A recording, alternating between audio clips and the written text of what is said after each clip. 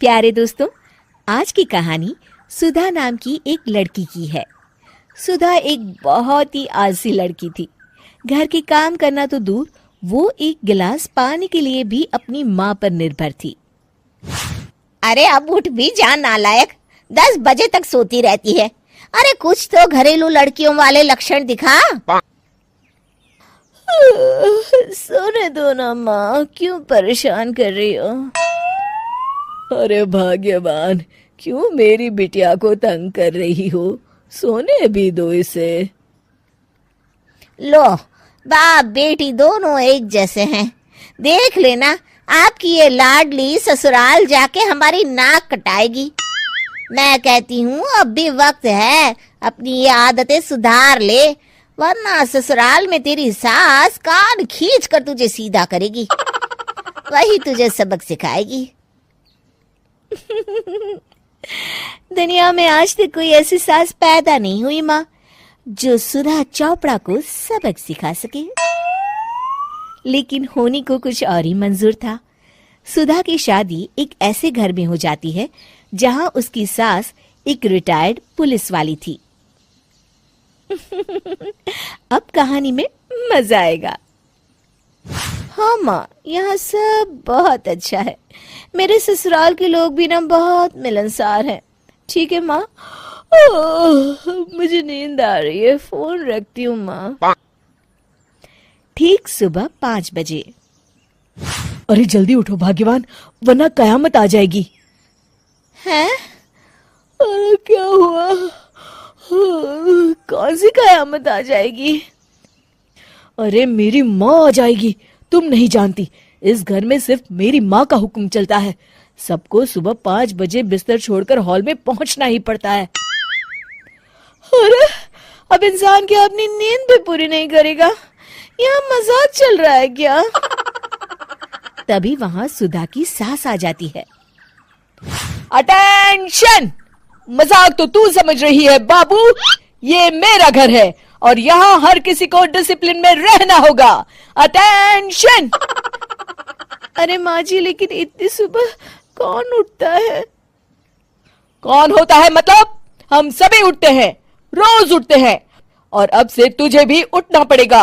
आखिर मैं पुलिस वाली जो ठहरी। अटेंशन! अरे माँ जी, लेकिन अब तो आप रिटायर हो गई हो ना। तो क्या हुआ? शेर कितना भी बूढ़ा हो जाए, शिकार करना नहीं छोड़ता। उसी तरह हम पुलिस वाले रिटायर होने के बाद भी अपने अनुशासन में ही जीवन जीते हैं। चलो अब बेकार की बहस बंद करो और उठकर हॉल में चलो। अभी आधा घंटा तुम सबकी परेड चलेगी। अटेंशन! अरे मैं कोई परेड वरेड नहीं करने वाली। सुधा की सास अपनी बहू का ये बर्ताव देख झल्ला उठती है। गौर से देख, तू कहां और किसके सामने खड़ी है? यहां बात सिर्फ एक बार समझाई जाती है, बस। अटेंशन!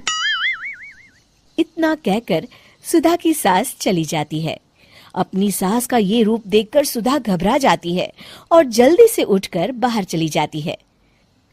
उस दिन से सुधा की जिंदगी बदल जाती है। हाय, थक गई मैं तो। ये घर है या जेल? कितना काम करना पड़ता है। लाइए दीदी, 2 रोटियां और दीजिए, मुझे बड़ी भूख लगी है। ठहर जा बहू, ये तू क्या कर रही है? मैंने सबके खाने का हिसाब तय कर रखा है। तुम 4 रोटी से ज्यादा नहीं खा सकती और ये मिर्च मसाला भी नहीं चलेगा। मेरी बहुएं एकदम फिट होनी चाहिए। अटेंशन! क्यों माँ जी, आप हमें दंगल में लड़ने के लिए तैयार कर रही हैं क्या? क्या कर रही हो सुधा? माँ जी को मजाक बिल्कुल पसंद नहीं है। चुप करके खाना खा लो, इसी में भलाई है। इस तरह धीरे धीरे सुधा अपने सास के रंग में पूरी तरह रंग जाती है, लेकिन इसका उल्टा ही असर पड़ता है। सुधा अपनी सास से भी ज्यादा अनुशासन की पक्की हो जाती है।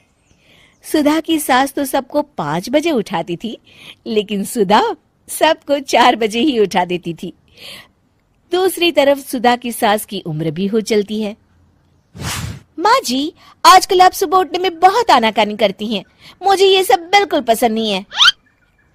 अरे बहू, मैं तेरे हाथ जोड़ती हूँ, भगवान के लिए अब मुझे छोड़ दे। इतने सवेरे उठना और कसरत करना अब मेरे बस की बात नहीं है। माँ जी, आप मैदान छोड़ के भाग रही हैं। आप तो पुलिस वाली हैं। अटेंशन!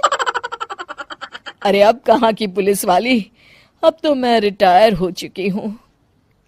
बस बहुत हो गया, अब तुम सब जैसे चाहे वैसे जिंदगी जियो और मुझे भी जीने दो।